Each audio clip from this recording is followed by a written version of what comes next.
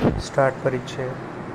महाराष्ट्र शासनाने ग्रामीण भागाच्या विकासासाठी तसेच जनतेत जबाबदारीची जाणीव निर्माण होण्यासाठी सन 2002-2003 या आर्थिक वर्षापासून ग्राम समृद्धी योजना राबविण्याचा निर्णय घेतला. ग्रामविकास खात्याने ही जी योजना जाहीर केली त्याचे ग्रामीण जीवनावर दूरगामी परिणाम होण्याची चिन्हे आहेत. परिच्छेद. आज औद्योगिकरणामुळे शहराचा विकास होत असताना दुसरीकडे गाव ओस पडत आहे.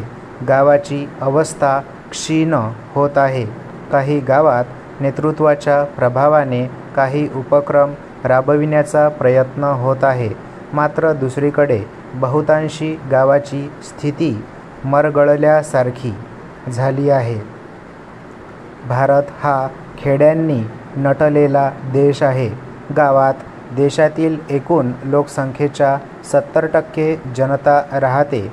जोपर्यंत गावाचा विकास होणार नाही तोपर्यंत देशाच्या विकासाबाबत विचार करणे असंभव आहे. याची जाणीव स्वातंत्र्यपूर्व काळात महात्मा गांधींना होती.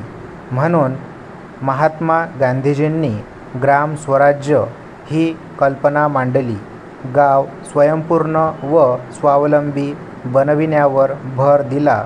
व्यक्तीला केंद्रबिंदू मानून गावाला प्राधान्य दिले. पंचायती राज्याची रचना पिरॅमिड सारखी न स्वीकारता ती वर्तुळाकार असावी अशी कल्पना मांडली. परिच्छेद. महात्मा गांधींच्या विचारसरणीचा प्रभाव भारतीय नेत्यांप्रमाणे घटनाकारांवर पडलेला होता. भारताची परिस्थिती बघता पंचायत राज्याचा स्वीकार करण्यात यावा अशी तरतूद भारतीय राज्यघटनेच्या 4थ्या भागात करण्यात आली. मात्र स्वातंत्र्योत्तर कालखंडात समाजवादी विचारसरणीच्या प्रभावाचा परिणाम शासनाने देश विकासासाठी सामूहिक विकास प्रकल्पाची योजना हाती घेतली. व्यक्तीच्या अंगी असलेल्या कामचुकार प्रवृत्तीमुळे या योजनेला अपयश आले. तेव्हा 1956 मध्ये बलवंतराय मेहता यांच्या अध्यक्षतेखाली समिती गठीत करण्यात आली. या समितीने पंचायत राज व्यवस्थेचा स्वीकार करण्यावर भर दिला. या पंचायत राज व्यवस्थेची रचना त्रिस्तरीय असावी. यात गटाला अधिक प्राधान्य देण्यात यावे अशा शिफारशीचा अहवाल शासनाला सादर केला. शासनाने पंचायत राज व्यवस्था निर्माण करण्यावर भर दिला.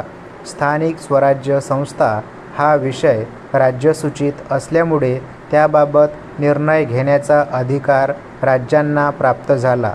प्रथमतः राजस्थानने पंचायत राज्याचा स्वीकार केला. महाराष्ट्राच्या राज्याच्या निर्मितीनंतर वसंतराव नाईक समिती स्थापन करून या समितीच्या अहवालानुसार महाराष्ट्रात स्थानिक शासन निर्माण करण्यात आले.